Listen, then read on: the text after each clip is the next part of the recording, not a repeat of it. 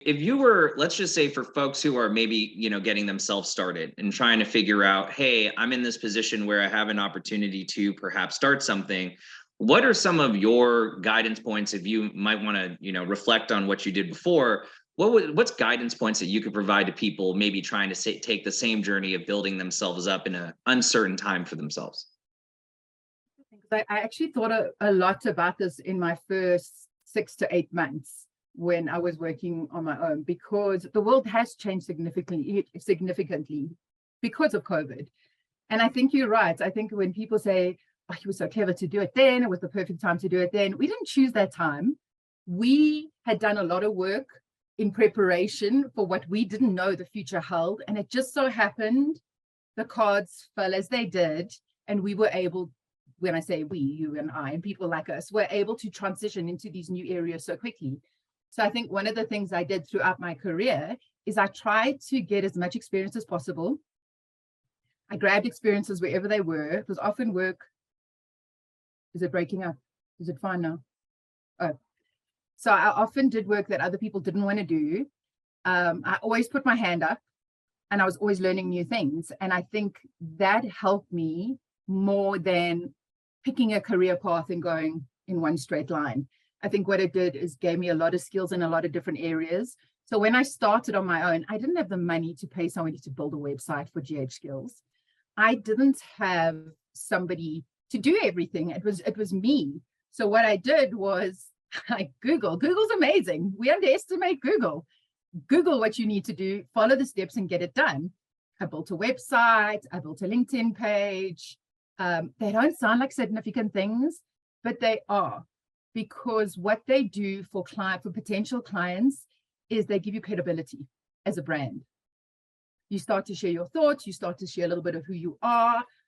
I've been told I don't come across like this on LinkedIn. I still have a good LinkedIn following and a great community, but I think I'm a little hyperactive, and that doesn't come across on LinkedIn. And people enjoy that. So yeah, it's not going to give people 100% idea who you are, but you can share what you're interested in, your values, your knowledge, etc. And people are really scared to share on LinkedIn, but you'll be surprised who's watching and you don't even know.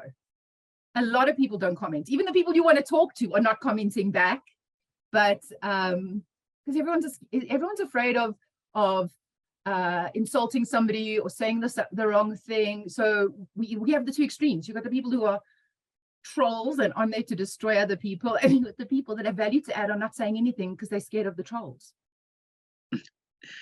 And I have to say, something I've always appreciated about you is this authenticity that you have. I mean, I've seen some of the LinkedIn posts that you have, which I think is great, right? Like, and I appreciate what you put out there. And I think that, you've built a nice, vibrant community of folks who appreciate you and appreciate the, sort of that personality and character. And I've always felt like LinkedIn profiles, or even just any profile in general, if you're talking about like social media or anything, it's really kind of like a small snippet of what this person cares about. And I think that it's always kind of like a doorway to more. Right? Like there's a doorway to, do I want to know this person in greater detail? Are they interesting? Is there something that I'd like to, sort of, have a conversation about? And I think in the world that we have right now, which, sort of you expounded upon a little bit when you were saying how useful of a tool LinkedIn is, I think that it's becoming so much more common to really network with folks all over the world in other places, just utilizing our online tools and just having just a nice brief, conversation starter, and then, maybe hopping on a call, getting to know each other. And I've gotten really used to that myself, utilizing things like Lunch Club, for example, reaching out to folks on LinkedIn.